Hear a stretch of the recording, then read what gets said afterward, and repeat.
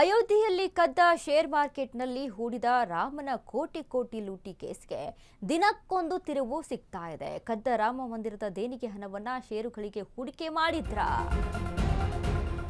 ಕದ್ದ ರಾಮನ ಹಣ ಎಲ್ಲಿ ಹೋಯಿತು? ರಾಮನ ಕೋಟಿ ಕೋಟಿ ಲೂಟಿ ಕೇಸ್ಗೆ ದಿನಕ್ಕೊಂದು ತಿರುವು ಸಿಗ್ತಾ ಇದೆ. ಕದ್ದ ರಾಮ ಮಂದಿರ ದೇಣಿಗೆ ಹಣವನ್ನ ಷೇರುಗಳಿಗೆ ಹೂಡಿಕೆ ಮಾಡಿದ್ರ? 30 ಬ್ಯಾಂಕ್ ಖಾತೆ ಸ್ಥಗಿತ, ತನಿಖೆಯಿಂದ ಹೊರಬಂತು ಕಟು ಸತ್ಯ. ಅಯೋಧ್ಯೆ ಕಾಕಿಯಿಂದ ಆರೋಪಿಗಳ ಮನೆಯಲ್ಲಿ ಮತ್ತೆ ಶೋಧ. ಆರೋಪಿ ಅನುಕಲ್ಪ ಮಿಶ್ರಾ ಮನೆಯಲ್ಲಿ ಪೊಲೀಸರಿಂದ ತನಿಖೆಯಾಗ್ತಾ ಇದೆ. ಅನುಕಲ್ಪ ಮಿಶ್ರಾ ಕುಟುಂಬಸ್ಥರನ್ನು ಕೂಡ ತೀವ್ರ ವಿಚಾರಣೆ ನಡೆಸಲಾಗ್ತಾ ಇದೆ. ಈ ವೇಳೆ ಪೊಲೀಸರಿಗೆ ಅಚ್ಚರಿ ವಿಷಯವೊಂದು ತಿಳಿದು ಬಂದಿತ್ತು.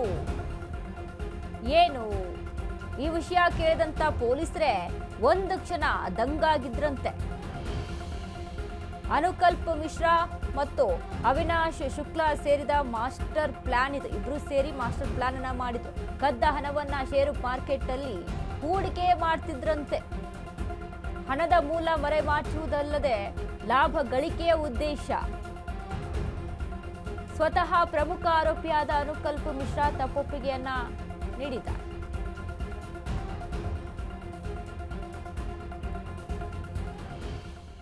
ರಾಮನ ಕೋಟಿ ಕೋಟಿ ಹಣ ಎಲ್ಲಿ ಹೋಯ್ತು ಅಂತ ಕೇಳಿದ್ರೆ ಯಾರ ಜೇಬಿಗೆ ಹೋಗಿ ಬಿದ್ದಿದೆ, ಯಾರ ಮನೆಗೆ ಹೋಗಿ ಬಿದ್ದಿದೆ ಅಂತ ನೋಡಿದಾಗ ಆ ಒಂದು ಹಣದಿಂದ ಏನೇನು ಮಾಡಿದ್ದಾರೆ ಈ ಆರೋಪಿಗಳು, ಎಲ್ಲೆಲ್ಲಿ ಹೂಡಿಕೆ ಮಾಡಿದ್ದಾರೆ, ಏನೆಲ್ಲ ಲಕ್ಸುರಿಯಸ್ ಲೈಫನ್ನು ಲೀಡ್ ಮಾಡ್ತಾ ಇದ್ರು. ಇಲ್ಲಿ ಶೇರ್ಪೇಟೆಯಲ್ಲೂ ಕೂಡ ಹೂಡಿಕೆ ಮಾಡಿರುವಂಥದ್ದು.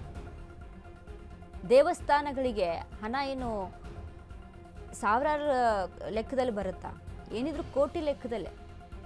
ಅಂದರೆ ಜನ ಅಷ್ಟು ನಂಬಿಕೆಯಸ್ಥರಿದ್ದಾರೆ. ನಂಬಿಕೆ ಅಂದರೆ ದೈವ ಅಂತ, ದೇವರು ಅಂತ ಬಂದಾಗ ಜನ ಎಷ್ಟರ ಮಟ್ಟಿಗೆ ನಂಬ್ತಾರೆ ಅಂತ ಅಂದರೆ, ತಮ್ಮ ಹತ್ರ ದುಡ್ಡು ಇಲ್ಲ ಅಂತ ಅಂದರೂ ಅಟ್ಲೀಸ್ಟ್ ₹1 ಕಾಣಿಕೆ ಹಾಕೋಣಪ್ಪ ದೇವ್ರ ಹುಂಡಿಗೆ ಅಂತ ಹಾಕಿ ಹೋಗ್ತಾರೆ ಜನ. ಏನೋ ಒಂದು ಒಳ್ಳೇದಾಗುತ್ತೆ ಅನ್ನುವಂಥ ನಿಟ್ಟಿನಲ್ಲಿ. ಹಾಗಾಗಿ ಈ ದೇವರಿಗೆ ಹಾಕಿದಂಥ ಹಣ ಎಲ್ಲಿ ಹೋಗಿದೆ ಅಂತ ಅಂದರೆ, ಈ ಯಾರು ಇಲ್ಲಿ ಕಳ್ಳತನ ಮಾಡಿದಾರಲ್ಲ ಇವರು ಪೇಟೆಯಲ್ಲಿ ಅದನ್ನು ಹೂಡಿಕೆ ಮಾಡಿದಾರಂತೆ. 30 ಬ್ಯಾಂಕ್ ಖಾತೆಯನ್ನು ಸ್ಥಗಿತಗೊಂಡು ತನಿಖೆಯಿಂದ ಹೊರಬಂದಂತ ಸತ್ಯ ಇದು, ಕಟು ಸತ್ಯ ಇದು. ಯಾವ ರೀತಿಯಾಗಿ ಸಿಕ್ಕಿಬಿದ್ರು ಅನ್ನುವಂಥದ್ದು ಕೂಡ.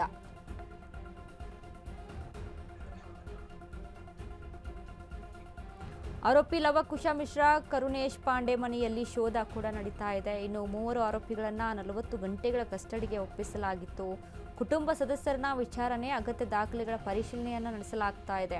ಹಣದ ಜಾಡು ಪತ್ತೆ ಹಚ್ಚಲು ನೆರವಾಗುವ ಎಲೆಕ್ಟ್ರಾನಿಕ್ ಸಾಧನಗಳನ್ನು ಕೂಡ ಅಲ್ಲಿ ಬಳಕೆ ಮಾಡಲಾಗ್ತಾ ಇದೆ.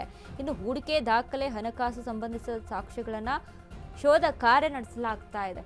ಸಂಬಂಧಿಕರ ಹೆಸರಿನ 30 ಬ್ಯಾಂಕ್ ಖಾತೆಗಳಲ್ಲಿ ಹೆಚ್ಚಿನ ಹಣ ವರ್ಗಾವಣೆ ಆಗಿದೆ ಅಂತ ತಿಳಿದು ಬರುವಂಥದ್ದು. ಹೀಗಾಗಿ ಬ್ಯಾಂಕ್ ಖಾತೆಯನ್ನು ಸ್ಥಗಿತಗೊಳಿಸಲಾಗಿದೆ. ಘೋಷಿತ ಆದಾಯಕ್ಕೆ ಹೊಂದಿಕೆಯಾಗದ ವಹಿವಾಟುಗಳು ಕೂಡ ಪತ್ತೆಯಾಗಿದೆ. ಯಾರ್ಯಾರ ಫ್ಯಾಮಿಲಿಯಲ್ಲಿ, ಅವರ ಕುಟುಂಬದಲ್ಲಿ ಯಾರ್ಯಾರ ಅಕೌಂಟಿಗೆ ಎಷ್ಟು ಹಣ ಹೋಗಿದೆ, ಯಾರ ಹೆಸರಲ್ಲಿ ಎಷ್ಟು ಹಣ ಇದೆ, ಯಾರ ಹೆಸರಲ್ಲಿ ಎಷ್ಟು ಆಸ್ತಿಗಳಿದ್ದಾವೆ, ಇವೆಲ್ಲವನ್ನ ಕೂಡ ಪರಿಶೀಲನೆ ಮಾಡಲಾಗ್ತಾ ಇದೆ. ಪೊಲೀಸರು ಎಲ್ಲವನ್ನ ಕೂಡ ತನಿಖೆ ನಡೆಸ್ತಾ ಇದ್ದಾರೆ. ಇಲ್ಲಿ ಶೇರ್ಪೇಟೆಯಲ್ಲಿ ನೋಡಿ, ಕದ್ದಿದ್ದೇ ಹಣನೇ, ಕದ್ದಿರುವಂಥ ಹಣ, ಅದೇ ಹಣನ ಮತ್ತಷ್ಟು ಡಬಲ್ ಮಾಡೋಣ ಅನ್ನುವಂಥ ಅತಿ ಆಸೆಯಿಂದ ಶೇರ್ಪೇಟೆಯಲ್ಲಿ ಹೂಡಿಕೆ ಮಾಡಿದ್ರು. ಯಾರಿಗೇನು ಡೌಟ್ ಬರೋದಿಲ್ಲಲ್ವಾ ಅಂತ. ಹಾಗಾಗಿ ಶೇರ್ಪೇಟೆಯಲ್ಲಿ ಹೂಡಿಕೆ ಮಾಡಿ ಅಲ್ಲಿ ಮತ್ತೊಂದಿಷ್ಟು ಲಾಭವನ್ನು ಪಡೆದುಕೊಳ್ಬೋದು ಅನ್ನುವಂಥ ನಿಟ್ಟಿನಲ್ಲಿ ಮಾಡಿದಂಥ ಪ್ಲ್ಯಾನಿಂಗು. ಬಟ್ ಫೈನಲ್ ಆಗಿ ಸಿಕ್ಕಾಕೊಂಡಿದ್ದಾರೆ. ಇವರ ತನಿಖೆ ಕೂಡ ನಡೆಸಲಾಗ್ತಾ ಇದೆ. ಇನ್ನೂ ಏನೇನೆಲ್ಲ ವಿಷಯಗಳು ಹೊರಗೆ ಬರುತ್ತೋ ಕಾದು ನೋಡಬೇಕು.